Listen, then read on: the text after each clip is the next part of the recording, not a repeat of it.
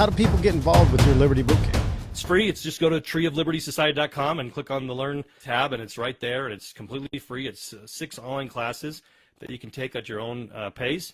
And what we noticed, especially during the beginning of the fake pandemic and COVID, was that people said that they wanted to support freedom. They didn't like the tyranny that was going on, but they didn't understand what liberty was. They didn't understand the principles of natural law. And so they didn't recognize when things were, when we had the bait and switch, when the legislator would say that, hey, we're expanding freedom, but there was a hidden line in there that said they were actually taking away your freedom. And so we felt that we needed people to kind of go back to basics and to be able to say, well, okay, what is natural law? When the Founding Fathers talked about the laws of nature and the nature's God, what did that mean? And how do we implement that today? The second course gets into the Declaration of Independence. Why was that okay? That seems extreme in today's political ideology.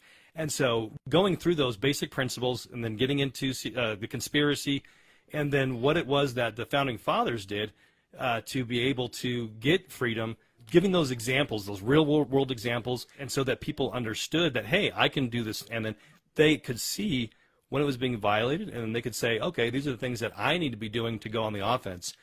James Madison in Federalist 46 said that the means against a out-of-control federal government were powerful and at hand.